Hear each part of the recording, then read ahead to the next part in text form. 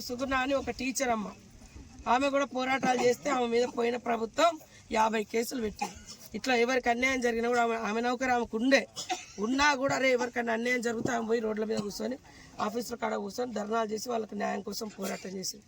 ఇప్పుడు ఆమెకు టికెట్ ఇచ్చినాం, ఒక ఆదివాసీ బిడ్డ ఆత్రం సుగుణ. నేను సీతక్క, నేను మీ మంత్రి, ఈ జిల్లాలో ఏం పనులు కావాలన్నా నాది బాధ్యత, నాదే ఇన్ఛార్జ్, నేను చేయించే బాధ్యత నాది. ఇప్పుడు ఓట్లు అటు ఇటు వేస్తే ఏం లాభం లేదు, మన గవర్నమెంట్ ఉంది.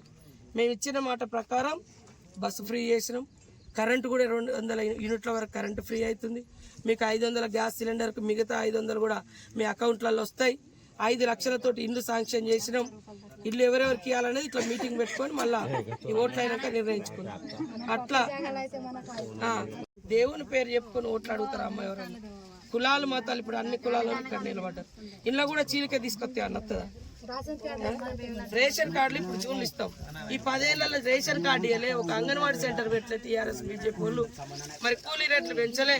కాబట్టి ఇప్పుడు మేము వచ్చి 3 నెలలు అయింది. తప్పకుండా 3 నెలల్లో 4-5 పథకాలు కూడా ఇచ్చేసినాం. ఇంకా మిగిలినవి రేషన్ కార్డులు ఇస్తాం, అంగన్వాడీ సెంటర్లు పెంచుతాం, ఆశా వర్కర్లు పెంచుతాం, 400 కూలీ మీ ఉపాధి హామీ పెంచుతాం. భూములు లేని ఇండ్లు జాగా లేని వాళ్ళకి ఎక్కడ జాగా ఉంటే అక్కడ మరి గవర్నమెంట్ ఎక్కువని అలాట్ చేస్తుంది. ఇప్పుడు పేదోళ్ళు ఎవరుంటే ఫస్ట్ వాళ్ళకి ఇండ్లు ఇస్తాం. మీరందరూ మీ బాధ్యత నాది.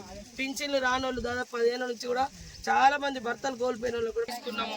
ఆ దరఖాస్తులు క్లియర్ కావాలంటే ఇప్పుడు ఓట్లు అయిపోయినాక అవుతాయి. ఎందుకంటే ఇప్పుడు కోడ్ వచ్చింది కాబట్టి ఆయన 10 ఏళ్ళ నుంచి అన్ని అట్లా పెట్టి ఇప్పుడు మనం వచ్చినాం కాబట్టి అవన్నీ క్లియర్ చేస్తాము. కాకపోతే కొద్దిగా ఇప్పుడు ఎలక్షన్ నడుస్తున్నాయి కాబట్టి ఇప్పుడు 10 ఏళ్ళ నుంచి చాలా మంది పెండింగ్ ఉన్నాయి. ఇప్పుడు వాళ్ళు టీఆర్ఎస్ లో మేము అన్ని ఇచ్చినాం, మీరే ఇయ్యలేదు అంటారు. అంత 3 ఏళ్ళ నుంచి కూడా మీకు రాలే కదమ్మా, వచ్చినాయా పింఛన్లు?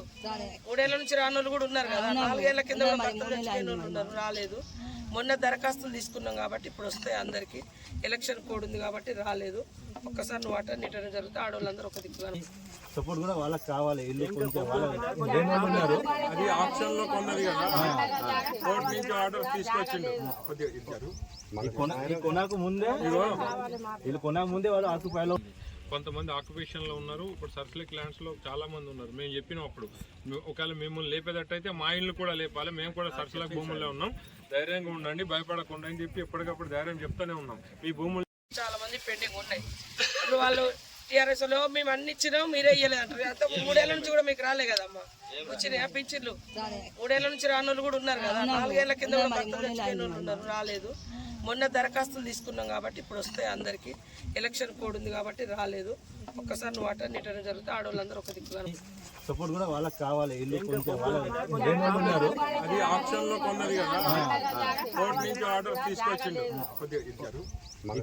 కొనకు ముందే వాళ్ళు ఆక్యుపైలో కొంతమంది ఆక్యుపేషన్ లో ఉన్నారు. ఇప్పుడు సర్సిలిక్ ల్యాండ్స్ లో చాలా మంది ఉన్నారు. మేము చెప్పినాం అప్పుడు, ఒకవేళ మిమ్మల్ని లేపేటట్టయితే మా ఇల్లు కూడా లేపాలి, మేము కూడా సర్సిలిక్ భూముల్లో ఉన్నాం, ధైర్యంగా ఉండండి, భయపడకుండా అని చెప్పి ఎప్పటికప్పుడు ధైర్యం చెప్తానే